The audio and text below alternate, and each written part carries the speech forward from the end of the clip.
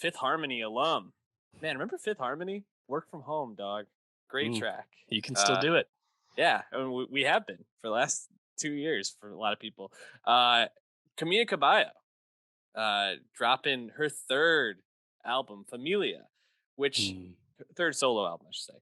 Um, Camilla, I mean, what's your temperature on her at this point? I mean, it's been a mm. few years since the last album. Where are you at?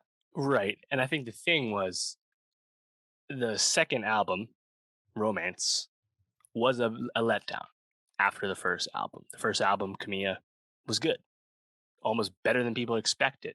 The debut solo album from a pop singer leaving the group. Not the best Mhm. track record for those turning out good, but it did turn out good. And Camilla became a huge star. Romance was a letdown, after everything that happened with Havana.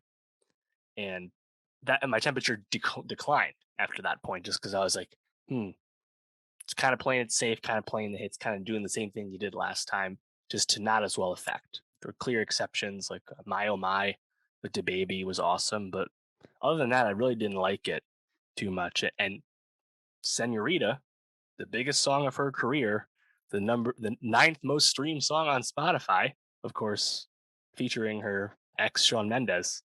I never liked that song in the first place. So again, I just wasn't really feeling it last time in 2019. That So being wait, said, I am not up on their relationship. They're not together anymore, no, no, no. They that dude. was a very public split, my guy. Boys Don't When? Cry. What you think that's about on this new record? Oh no. Oh no. I think it's a positive development though, Yeah, overall, probably. just because Romance was so lyrically into this relationship with Sean. Now Yeah. we can kind of move past that and get back to what first got people's attention as a soloist, which was of course Havana. Camilla at least nodding to her Cuban and Mexican roots with that song, and now she's actually diving full into Latin pop on this Yeah. third album.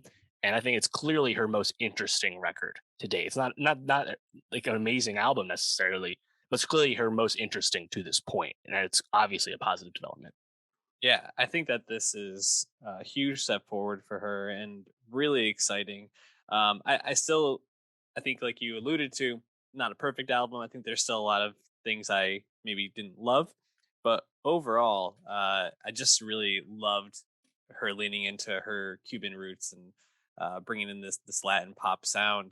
And I guess maybe we'll start there. Like, what songs did you find yourself like Mm. grooving most to on this?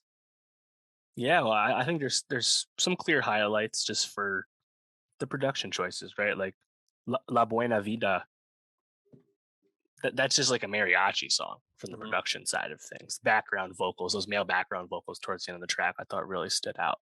This is Camilla's first time singing in Spanish in her own music on her own album, which is kind of wild to actually think about, but it's the truth. She's taking more risks and just being more open about who she is on this album. I think that's really, really exciting. So La Buena Vida definitely stood out to me. Honestly, both the singles I didn't love, as singles, but in the context of the album, I thought they sounded a lot better.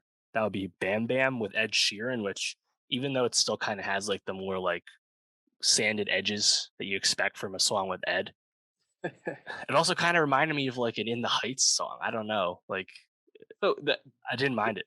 I totally agree. You know, as we've been listening to and watching a lot of um movies that have songs that are Latin inspired in them, I was like, this could definitely have been a part of In the Heights came to mind, but also something like Coco or Mm. man, I'm blanking on the one from last year for the Colombian one, Encanto. That Oh yeah, she's right. yeah. So all three of those. I mean, also two of those are Lin Manuel Miranda. It's Hmm.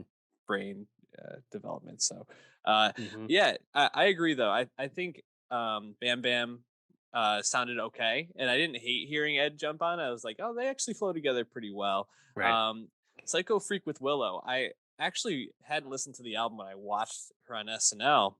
Ah. So seeing the performance, I was a little like, I don't know if I love this, but in terms of the album, I thought it flowed a little bit better, and I actually think Willow sounds pretty good on this, which is Mm. I don't know. I've been hearing a lot of Willow on TikTok, so I'm a little willowed out at this point. But I didn't necessarily hate her on this, Yeah. so I thought that was a win. Yeah, I'd say Willow just seems to be settling in to what she does Yeah, after making a lot of music as a young person. So that's cool. But yeah, I think more than anything, Psycho Freak, it works as a song, but it's just another example of Camilla trying to or being willing to do something different and yeah, take a chance. And I think that's really commendable here. Hasta Los Dientes, yes. I really like production side again. That drum line, very Mm. catchy. And then, as I alluding to before, the other single, "Don't Go Yet," which is becoming a big hit already.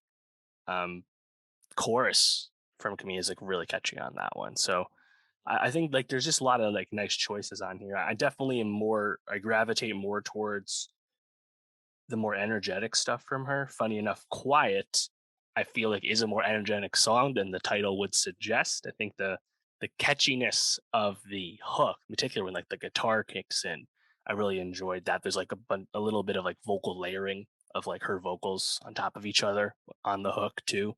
So there's just I think there's a lot more just that you can kind of pick out on this than some of her other albums. And I still think like vocally overall, she's not like the best vocalist ever, and I wish sometimes she brought a little bit more in that regard. Sometimes she's just kind of like fading into her own production, but the production overall is just much stronger this time around. So I guess I don't mind it that much. Yeah, I think you summarized it well. I just want to piggyback on something you said. "Hasta los dientes" is definitely my favorite track from the album. It is like a nice encapsulation of that '80s pop sound that's been so popular recently, and bringing that Latin flair to it. It just really flows beautifully, and when the energy really picks up in the song, it's really infectious. So I just really loved that one. But yeah, I overall I think that this is a real step forward for her, and I hope she continues to lean into this sound. And I imagine that this is going to continue to be really well received. So I hope that she's going to just continue to grow this lane for herself.